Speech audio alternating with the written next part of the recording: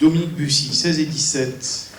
Alors la 16, c'est un marché à procédure adaptée sur les travaux de rénovation des groupes scolaires, programme 2016. Cette année, ça concerne l'école des Bourroumettes pour 2 lots. Isolation thermique par l'extérieur, bardage des façades. Et le deuxième lot, menuiserie extérieure et store motorisé. Dans les entreprises qui ont été désignées, où la CAO a émis un avis favorable, c'est l'entreprise pour l'isolation thermique de la Garde, pour 219 958,91 € hors taxe. Et pour la menuiserie extérieure store motorisé, l'entreprise Provençal d'Aluminium, pour 165 770 € hors taxe. Question ? Oui. Selon le Code des collectivités territoriales, les délibérations doivent être portées à la connaissance des conseillers municipaux 5 jours francs avant le conseil municipal. Nous avons eu la commission d'appel d'offres lundi, ce qui ne fait que 2 jours francs. De plus, les élus qui ne siègent pas dans cette commission apprennent le nom des attributaires le jour du conseil municipal. Pour ces raisons, nous ne participerons pas au vote. Je pense que tout a été résumé, et c'est qu'effectivement, nous n'avons pas la chance de pouvoir étudier les dossiers auprès de la commission d'appel d'offres, et en plus de ça, on arrive maintenant dans une période où on reçoit le jour du conseil municipal, à l'heure du conseil municipal, c'est-à-dire qu'avec Madame Mattini, nous découvrons là à 18h30, alors que le conseil municipal a lieu à 18h30, quelle entreprise a été choisie pour ces marchés. Enfin, je pense qu'à un moment donné, les Pénois ne peuvent pas accepter qu'une délibération soit votée quand les informations ne sont pas transmises, ne serait-ce qu'une seconde avant le début du conseil municipal. Mais où marche-t-on ? Enfin, c'est quand même scandaleux. Donc nous demandons, non pas, nous ne participons pas au vote, nous demandons à cette délibération soit retirée. C'est un scandale. Je vais vous dire, je ne retirerai pas cette délibération. C'est un scandale. Oui, mais d'accord. Je ne retirerai pas cette délibération parce qu'il en va des travaux et, soit dit en passant, après avis, je dis bien avis de la commission d'appel d'offres, on a économisé plus de 100 000 € par rapport au montant prévisionnel qui est indiqué de 495 000 €. Il y a eu sans doute des problèmes de contraintes au niveau des délais. Cela a été signalé à la commission d'appel d'offres, à laquelle d'ailleurs M. Fuzon, je vous ai croisé, vous êtes arrivé après, mais ça c'est un détail. Je ne retirerai pas cette délibération pour l'intérêt des enfants et de l'école des Bourroumettes. Voilà. Donc vous ne respectez pas le règlement ni la législation. Vous savez qu'à l'attaquer au tribunal administratif, M. Amaro, ne manquez pas de le faire. Ne manquez pas de le faire. Ah, bien sûr, effectivement. Non, mais c'est votre bien droit.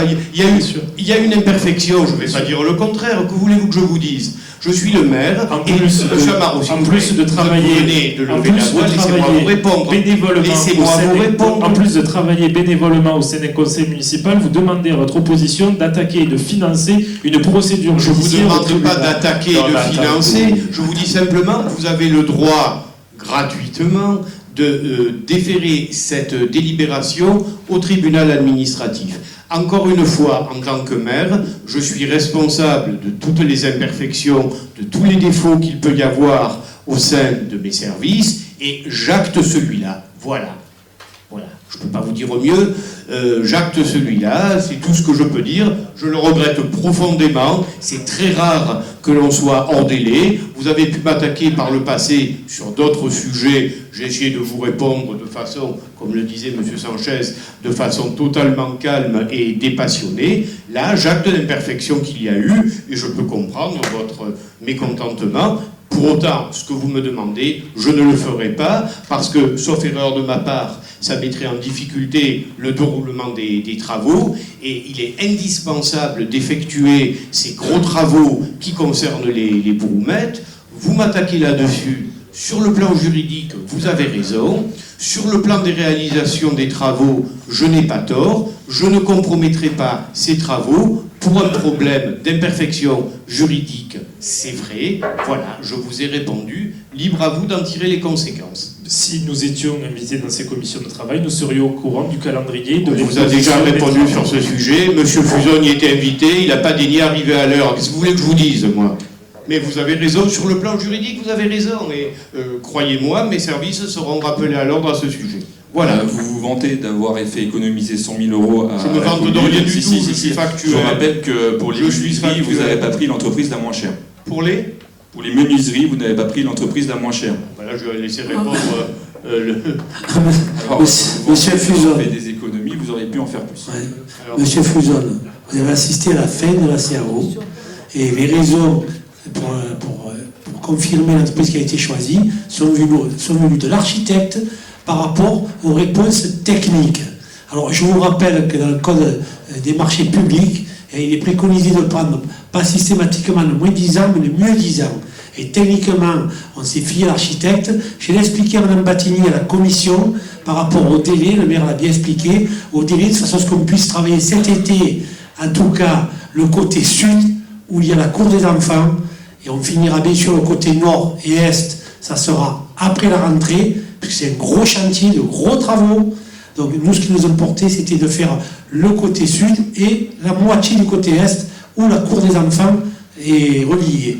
Voilà le but de ce soir, de vous donner les entreprises choisies que ce soir, qui ont été validées lundi en CAO, effectivement.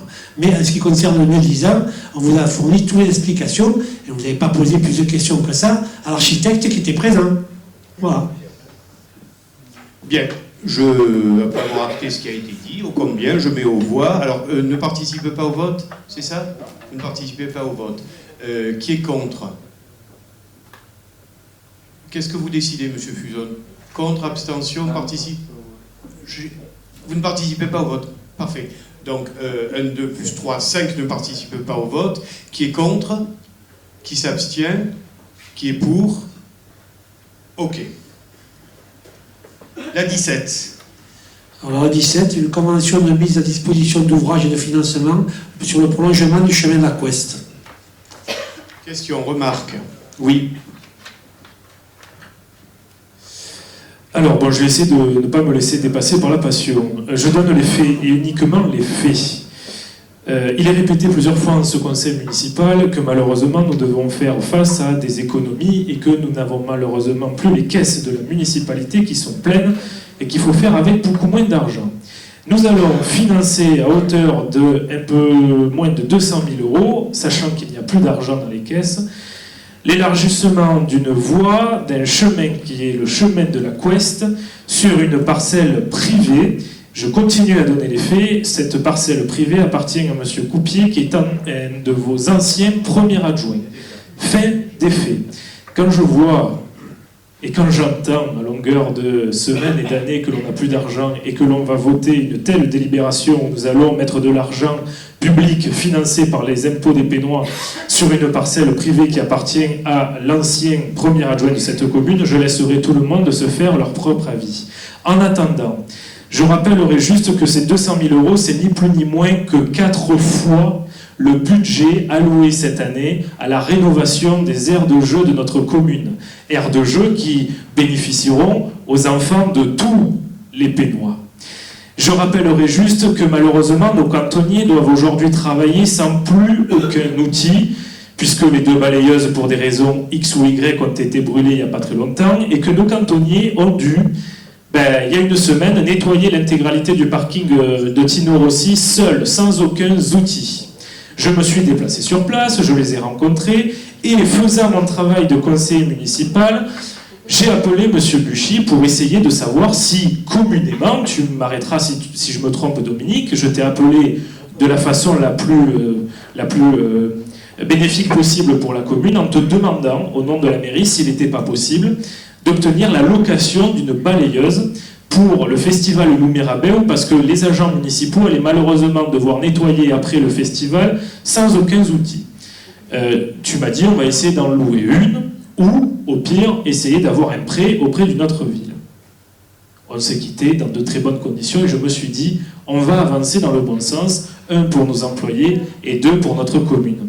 Donc, l'opposition est capable de travailler quand c'est pour le bien des Pénois. Qu'est-ce que j'apprends 2 jours plus tard? Que nos cantonniers ont été ici ordonnés de venir en mairie pour une réunion d'explication sur quelles informations m'avaient été données. Et qu'il a été demandé à nos cantonniers de ne jamais s'exprimer auprès des conseillers de l'opposition. Non mais dans quelle ville vit-on ? On a ici une délibération où on va donner 200 000 € pour l'ancien premier adjoint et son chemin, et on demande à nos cantonniers qui sont ordonnés de venir en mairie pour s'expliquer sur une rencontre qu'il y a eu juste pour travailler pour le bien des Pénois. Mais monsieur le maire, vous disiez toujours tout à l'heure ne pas avoir combattu les idées communistes. Mais aujourd'hui, ici, c'est la Stasi, c'est la Russie. Des conseillers municipaux sont interdits de discuter avec les cantonniers. Mais dans quelle ville vit-on ? Pour quelle raison ces cantonniers sont ordonnés de venir, ils sont convoqués dès le lendemain à la mairie parce qu'ils ont discuté avec un membre de l'opposition qui n'a ni plus ni moins que dans la minute qui a suivi appelé le premier adjoint pour régler ce problème. Et on va voter ensuite une délibération où on va payer le chemin sur une voie privée qui appartient à l'ancien premier adjoint. Continuez. Je vais laisser Dominique répondre sur le cœur de la délibération, puisque c'est ça le sujet. Après que vous fassiez un amalgame avec les agents municipaux, me comparer à la Stasi, c'est... bon, je laisse à chacun... je suis communiste. D'accord. Moi, je ne traite pas nos amis du Front National de Dieu sait quel qualificatif qui pourrait faire évoquer certains... Je suis à la droite, je ne suis pas au Front National. J'ai parlé du Front National, je n'ai pas parlé de vous. Vous savez, je me méfie des mots. Oui. Non, mais vous avez dit vos amis du Front National. Je me méfie des mots, oui, mais enfin... voilà, peu importe. Donc, dont acte, vous me comparez publiquement à la Stasi. Parfait. On saura en tirer les conséquences. Pour ce qui est des cantonniers, il y a ce que l'on appelle tout simplement un devoir de réserve. Alors, ce n'est pas moi qui les ai convoqués, ce sont les services. Il y a effectivement un certain devoir de réserve que les fonctionnaires municipaux doivent s'imposer dans le cadre de leur travail. Ce devoir de réserve concerne leur pratique, de s'exprimer, bon, ayez la courtoisie de m'écouter, je vous ai écouté attentivement, de s'exprimer auprès d'élus d'opposition comme d'élus de simples citoyens. C'est tout. Surtout dans le cadre du travail. Surtout dans le cadre du travail. Ce sont des éléments élémentaires. Vous qui briguez la fonction suprême, visiblement, il faut quand même que vous sachiez les règles auxquelles sont imposés les fonctionnaires, qu'ils soient municipaux ou qu'ils soient d'État. Voilà, c'est tout. À partir du moment où il y a des échanges entre des citoyens, et vous êtes un élu, mais vous êtes simplement un citoyen, et qu'il y a des propos qui sont tenus sur le fonctionnement, il est normal de rappeler aux dits fonctionnaires leur devoir de réserve. C'est aussi simple que ça, que je sache. Enfin, je parle sous contrôle du directeur général et de l'adjoint. Est-ce qu'ils ont été sanctionnés ? Est-ce qu'il y a eu une quelconque sanction ? Alors, c'est pour ça que comparer le rappel au règlement à des pratiques de la Stasi, je trouve ça un petit peu lourd. Voilà, tout simplement, je vous ai répondu. Maintenant, si vous permettez, il y a une délibération, je ne veux pas polémiquer là-dessus, je considère faire mon devoir de maire en tant que rappeler à l'ordre, ou faire rappeler à l'ordre des fonctionnaires qui sortent de ce devoir de réserve, l'incident est clos. Revenons à la délibération. Je reviens donc à la délibération. Non, s'il vous plaît. Dans ce qui Monsieur Bussy, vous n'avez pas... je termine. Non, mais vous avez toujours cette façon de monopoliser la parole, de la reprendre alors qu'on ne vous l'a pas donnée. Mais vous avez des comportements qui sont inconvenants, en fait. Alors, écoutez, j'ai un comportement inconvénient, si ça vous convient.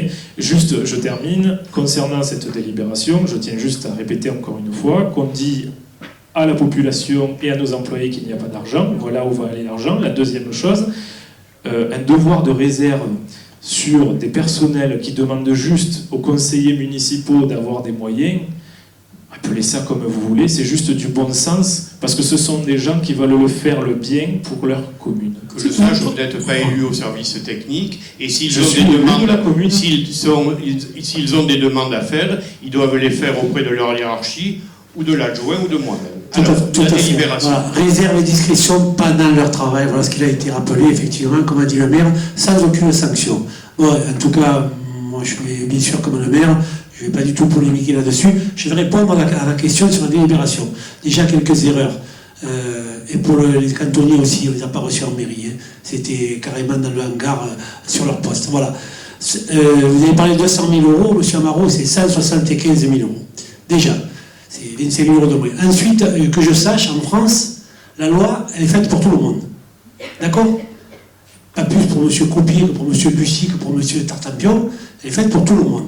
Donc, ça veut dire que dans le Code civil, article 682 et tous les suivants, le droit de passage existe. Il est interdit d'enclaver une parcelle, que ce soit par un privé ou par une collectivité territoriale.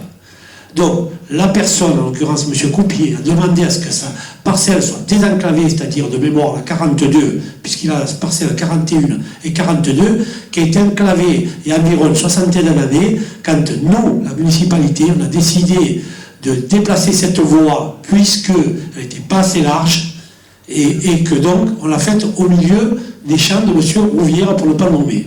Donc, ce qui fait que M. Coupier était en droit de demander à la collectivité territoriale de rétablir, c'est-à-dire de désenclaver sa parcelle, ce qu'on va faire par ces travaux, mais néanmoins, les 175 000 €, c'est pour soutenir la partie de la voie qui est communale, et sa part à lui, c'est pour soutenir son terrain à lui. Donc on a fait exactement ce que la loi nous demande de faire. La loi l'autorise, mais après, derrière, il y a des priorités monétaires derrière. On est d'accord. Alors, pour tout dire, ça fait de très longues années que cette demande est faite. Et pour les raisons que vous évoquez, on l'a chaque fois reportée. À un moment donné, bon, j'avais rencontré bien évidemment Jean Coupier. À un moment donné, il a commencé à durcir le ton, ce qui est normal. Il m'a fait un courrier. Bon, allez, je ne vais pas partir à un contentieux. J'accède à cette demande. On ne fait que répondre au code.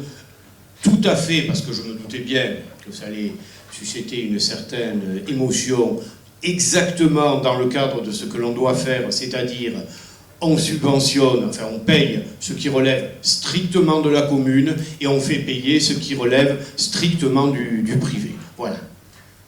J'ai rien d'autre à dire. Je mets aux voix. Qui est... Ah pardon, excusez-moi, non, mais j'ai pas vu que vous aviez demandé la parole. Oula.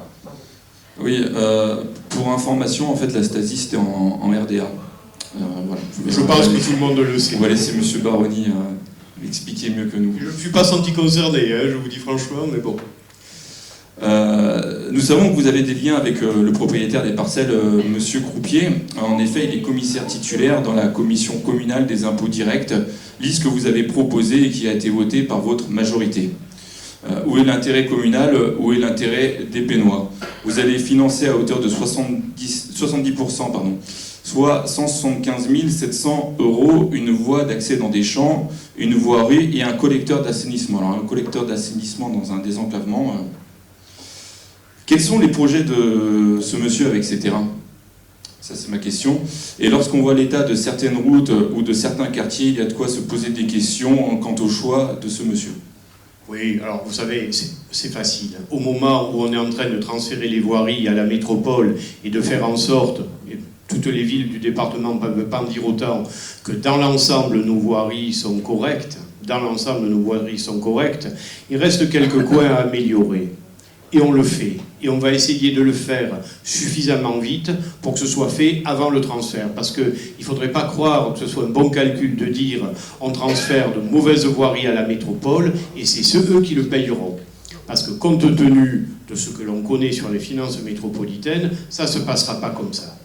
Donc je veux dire, bon, à travers la réponse que j'ai faite à M. Amaro, je pense vous avoir répondu. C'est un vieux dossier. Je n'ai pas envie de partir en contentieux pour le fait d'enclaver une parcelle que l'on... c'est évident qu'il gagnerait. Que l'on doit désenclaver. Quant à ce qu'il va faire de ces terrains, excusez-moi, cher monsieur, ça ne me regarde pas. Si ces terrains sont constructibles, il les valorisera, ce qui est son droit. Les liens que je peux avoir avec le docteur Coupier, je vais vous dire franchement, ça fait des mois que je ne l'ai plus vu. C'est un monsieur qui est assez âgé, qui est fatigué. Ce fut mon premier adjoint, effectivement, comme ce fut le premier adjoint de Victor Mélard. Voilà, maintenant l'incident est clos, je ne vais pas détailler davantage. Vous votez contre, vous vous abstenez, vous faites ce que vous voulez. Je mets donc aux voix qui est contre 5, qui s'abstient, qui est pour, c'est adopté.